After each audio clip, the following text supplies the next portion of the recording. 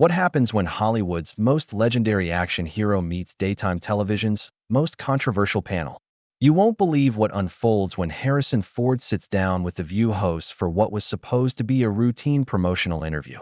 Last night's episode delivered the kind of explosive confrontation that has everyone talking, and we're about to break down every shocking moment that led to one of the most dramatic walkouts in talk show history. Before we get into this incredible story, make sure you hit that subscribe button and drop a comment below because you're not going to believe what unfolds when these hosts push one of cinema's biggest stars past his breaking point. The tension was palpable from the moment Harrison Ford walked onto the View set.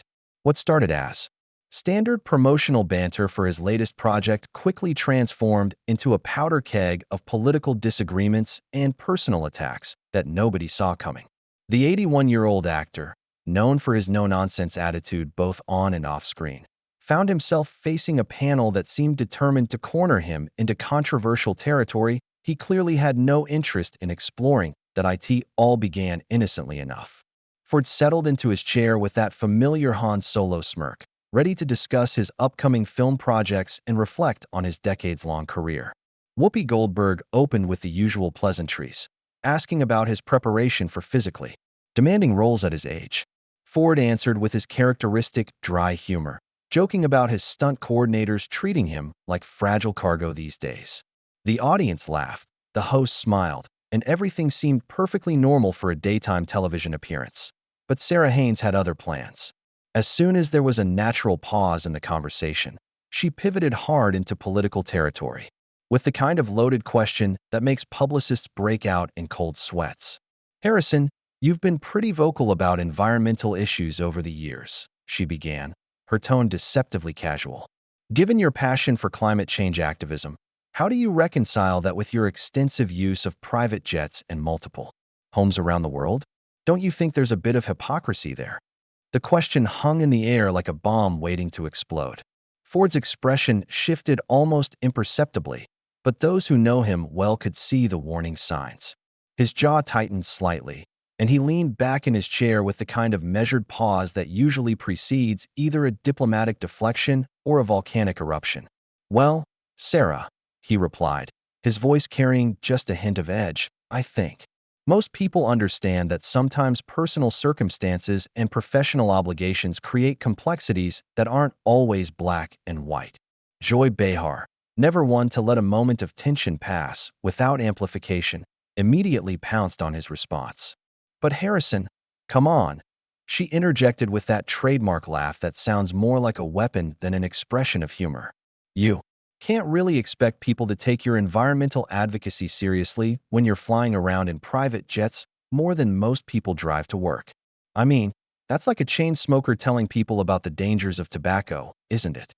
The studio audience shifted uncomfortably. This wasn't the light-hearted celebrity chat they'd expected when they lined up for tickets. Ford's publicist, visible just off camera, looked like she was calculating the distance to the nearest exit. The veteran actor took a slow breath, clearly choosing his words carefully. "Joy, I think you're oversimplifying a complex issue," he said, his voice still controlled, but with an underlying current that suggested the conversation was heading into dangerous waters. "I've been an advocate for environmental causes for over 3 decades. I've put my money where my mouth is, funding conservation efforts and supporting renewable energy initiatives. If you want to have a nuanced discussion about the challenges of living responsibly in the modern world, I'm happy to do that. But if you're looking for gotcha moments, you might want to reconsider your approach." Sunny Hostin, clearly sensing an opportunity to join the attack, leaned forward with the kind of prosecutorial intensity that made her legal background evident. "But Harrison, accountability matters, doesn't it? When celebrities preach to regular Americans about their carbon footprints while living lifestyles that create massive environmental impacts, doesn't that undermine the entire message? How do you respond to critics who say you're part of the elite hypocrisy that turns people off from environmental activism?" The temperature in the studio seemed to drop several degrees. Ford's famous composure was beginning to show cracks around the edges.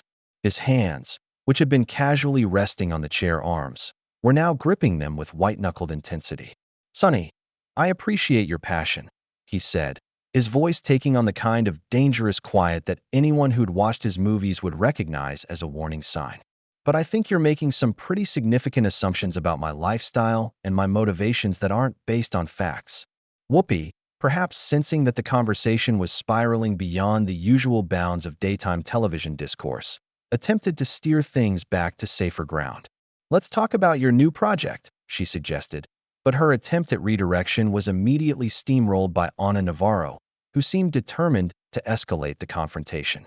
Actually, I think this conversation is exactly what we need to be having, Ana declared with the kind of righteous indignation that had become her signature. Regular Americans are struggling with gas prices, energy costs, and being told to make sacrifices for the environment while watching celebrities lecture them from their mansions and private jets. Harrison, you seem frustrated by these questions, but don't you think the American people deserve honest answers about this disconnect? Ford's transformation was becoming visible to everyone in the studio. The affable movie star who had walked in minutes earlier was disappearing, replaced by someone who looked like he was calculating whether the satisfaction of speaking his mind would be worth the inevitable media firestorm. Anna, he said, his voice now carrying the kind of steel that had made him convincing as both a smuggler and a president on screen. I think what the American people deserve is to have conversations based on facts rather than inflammatory assumptions, designed to generate sound bites for social media. The panel exchanged glances that suggested they knew they had him on the defensive and were preparing to press their advantage. The studio audience, initially excited to see a beloved movie star, was now witnessing something far more uncomfortable than they had bargained for. Ford's discomfort was becoming palpable, and yet the host seemed energized by his obvious irritation, as if they sensed blood in the water and were preparing for the final attack that would push him over the edge. What happened next would transform this routine celebrity interview into a confrontation that nobody in that studio would ever forget. Sarah Haynes, emboldened by Ford's visible frustration, decided to escalate things to a level that crossed every line of professional decorum. Harrison, let's be honest here, she said with a condescending smile that could have cut glass. You're worth hundreds of millions of dollars. You own multiple properties around the world. You fly private jets like most people take taxis, and yet you have the audacity to lecture working families about their environmental impact. Isn't this just another case of Hollywood elites being completely out of touch with reality? The question was so loaded with contempt that it seemed to suck the oxygen out of the room. Ford's eyes narrowed to slits, and for a moment, the silence was deafening. When he finally spoke, his voice carried the kind of controlled fury that made his on-screen intensity seem like child's play. Sarah, I think you need to check your facts before you make accusations like that, he said, each word measured and deliberate. I've donated millions to environmental causes. I've used my platform to raise awareness about conservation, and I've never once told working families to sacrifice anything I wasn't willing to sacrifice myself. Joy Behar, apparently interpreting his measured response as weakness rather than restraint, jumped back into the fray with even more aggressive tactics. But Harrison, that's exactly the point, she declared with theatrical exasperation. You talk about sacrifice, but what have you actually sacrificed? You still live in luxury, you still fly private, you still consume resources at a rate that's probably 1,000 times higher than the average American. Where's the sacrifice in that? It just sounds like wealthy guilt wrapped up in pretty speeches. The camera caught Ford's hands slowly clenching into fists on the armrests of his chair. His decades of experience dealing with difficult interviewers seemed to be the only thing keeping him from erupting completely. Joy, I think you're confusing advocacy with hypocrisy, he replied, his voice now carrying a dangerous edge that anyone familiar with his work would recognize. I've never claimed to be perfect, but I've consistently used my resources and platform to support causes I believe in. If that's not good enough for you, then maybe we should end this conversation right here. Sonny Hostin, apparently mistaking his attempt at de-escalation for an admission of defeat, pressed even harder. So you're saying that as long as you write checks, you get a free pass to live however you want. That's convenient, isn't it? What about setting an example? What about actually walking the walk instead of just talking the talk? Her tone was now openly combative, as if she were cross-examining a hostile witness rather than interviewing a guest Ford's composure was hanging by a thread, and everyone in the studio could feel it. The audience members were shifting uncomfortably in their seats, some looking around as if searching for emergency exits. His publicist had moved closer to the edge of the set, clearly preparing for damage control. "Sonny," Ford said, his voice now barely above a whisper, but carrying the kind of intensity that made everyone lean forward to hear him. "I think you've made your point." Several times, in fact. Ana Navarro, seemingly oblivious to the warning signs that Ford was reaching his breaking point, decided this was the perfect moment to deliver what she clearly hoped would be the knockout blow. "Harrison, I think what my colleagues are trying to say is that regular Americans are tired of being lectured by people who don't live in the real world. When you tell people to reduce their carbon footprint while you're burning more fuel in a week than most families use in a year, it comes across as incredibly patronizing. Don't you think it's time for some honest self-reflection about your own privilege and its impact?" The word patronizing seemed to hit Ford like a physical blow. His jaw clenched so tightly that the muscles in his face became visible, and his eyes took on the kind of cold fury that had made him convincing as characters who could be both heroic and dangerous.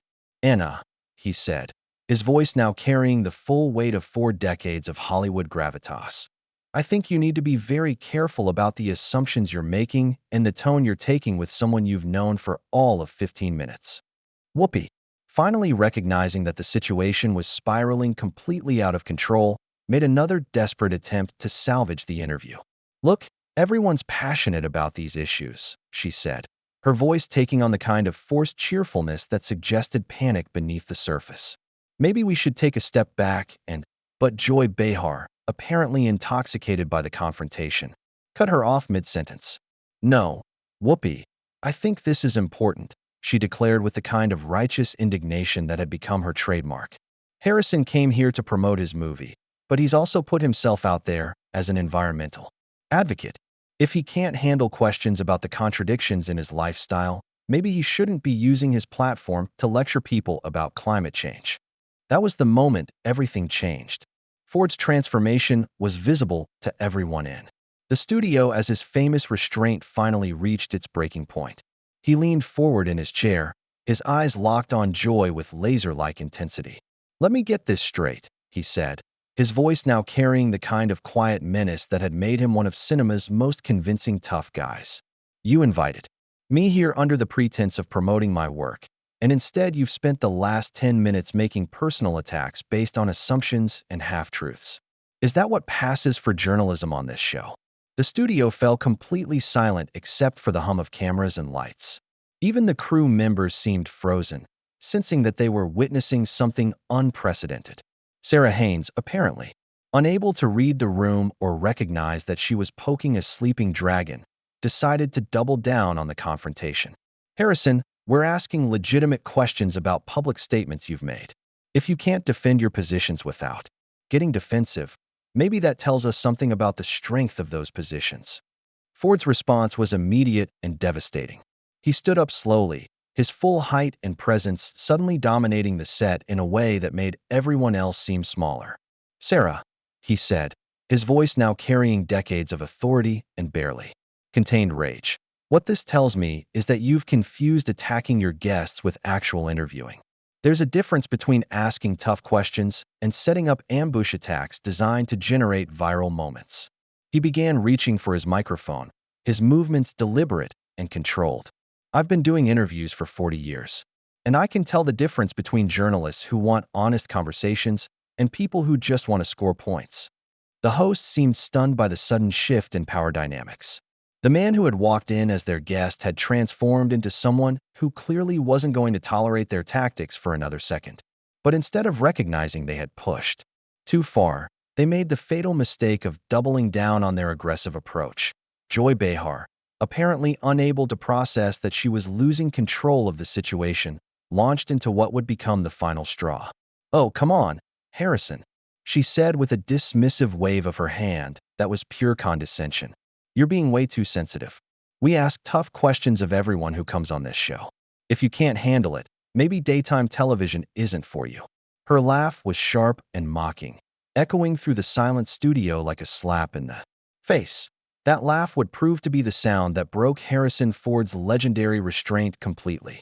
His eyes went cold as winter, and when he spoke, his voice carried the kind of quiet fury that made grown men step backward. "Joy, let me explain something to you," he said, each word falling like a hammer blow.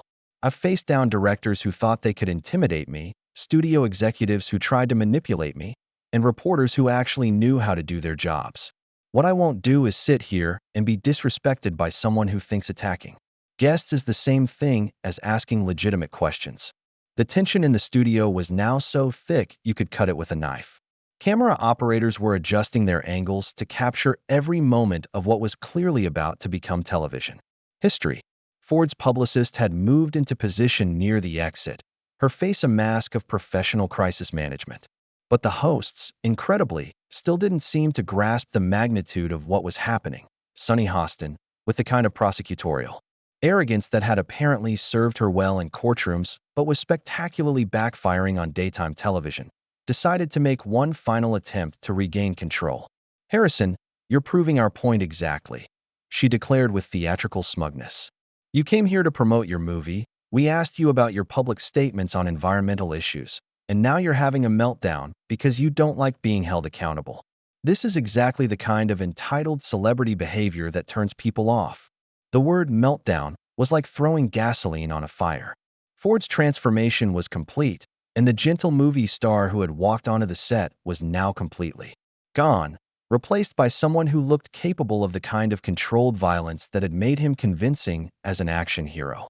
"Sonny," he said, his voice now carrying the full weight of his authority and reputation, "what you call accountability, I call ambush journalism. What you call holding me responsible, I call setting up gotcha moments for social media clips. And what you call entitled behavior, I call refusing to be disrespected by people who clearly have no idea what actual journalism looks like." He began, unhooking his microphone with deliberate, methodical movements that somehow carried more menace than any shouting match could have achieved. "I came here in good faith to talk about my work and maybe have a civilized conversation about issues I care about. Instead, I walked into what was clearly a planned attack designed to generate controversy rather than illuminate anything meaningful." Ana Navarro, seemingly oblivious to the fact that Ford was seconds away from walking out, made the catastrophic decision to interrupt his departure preparation. "Harrison, you're being dramatic," she said with the kind of dismissive tone that suggested she thought she was dealing with a temperamental child rather than one of Hollywood's most respected actors. "We're just doing our jobs here. If you can't handle legitimate questions about your public positions, maybe you shouldn't take public positions." Ford stopped what he was doing and fixed her with a stare that could have melted steel. The studio fell so silent that the only sounds were the humming of equipment and the collective held breath of everyone present. When he finally spoke, his voice was quiet but carried the kind of power that made everyone strain to hear every word. "Ana, let me tell you what your job actually is," he said, his tone now carrying the weight of someone who had dealt with real professionals for decades. "Your job is to inform your audience, to ask questions that illuminate rather than inflame, and to treat your guests with basic human dignity. What you've done here today is turn what should have been a conversation into a circus designed to generate social media buzz at my expense." The microphone came off completely, and Ford held it in his hand like a weapon he was deciding whether to drop or throw. "I've been in this business long enough to know when I'm being set up, and I'm certainly experienced enough to know when it's time to leave." Whoopi, making one last desperate attempt to salvage the situation, stood up and tried to project calm authority. "Harrison, let's just take a breath here," she said, her voice carrying the kind of forced diplomacy that suggested panic beneath the surface. "Maybe we got a little heated, but that's what happens when people are passionate about important issues." Ford's response was swift and final. "Whoopi, passion is one thing. Ambush tactics are another. I've seen passionate journalism, and this isn't it. This is gotcha theater designed to make your guests look bad so you can look good." He placed the microphone on his chair with the kind of careful precision that somehow seemed more devastating than if he had thrown it. "I came here to talk about storytelling, about characters that matter to people, about work that I'm proud of. Instead, I walked into what amounts to a kangaroo court where the verdict was decided before I sat down." His voice carried the kind of disappointment that was somehow more cutting than anger would have been. Sarah Haynes, apparently still not understanding that the situation was beyond recovery, made one final attempt to have the last word. "Harrison, we're just asking you to be consistent with your values," she called out as he began moving toward the exit. Ford stopped, turned back toward the panel one last time, and delivered what would become the most quoted moment of the entire confrontation. "Sarah, my values include not wasting time with people who mistake rudeness for journalism and confrontation for conversation. I've spent 40 years building a career based on respect and professionalism. I'm not going to compromise those values by pretending this ambush was anything other than what it was." He looked directly into the camera, speaking past the hosts to the audience at home. "To anyone watching this, I hope you'll judge me by my work and my actions over the past 4 decades, not by how I responded to being set up by people who clearly had an agenda from the moment I walked in here." With that, Harrison Ford turned and walked off the set with the kind of dignity and authority that reminded everyone watching why he had been one of Hollywood's most respected figures for generations. The hosts were left sitting in stunned silence, apparently unable to process that their ambush tactics had backfired so spectacularly. The studio audience sat in uncomfortable silence, having witnessed something that went far beyond the usual daytime television drama. They had seen a masterclass in maintaining dignity under attack, and they had watched as respected television hosts revealed themselves to be more interested in generating controversy than conducting meaningful interviews. As Ford disappeared from view, the cameras captured the hosts looking at each other with expressions that suggested they were finally beginning to understand the magnitude of their miscalculation. They had attempted to embarrass one of cinema's most beloved figures, and instead had exposed themselves as bullies masquerading as journalists. The segment ended with an awkward attempt to go to commercial, but the damage was done. Harrison Ford had walked out, taking his dignity and reputation intact, while leaving behind a panel that would spend days trying to explain how they had managed to turn a routine promotional interview into one of the most disastrous celebrity encounters in daytime television history.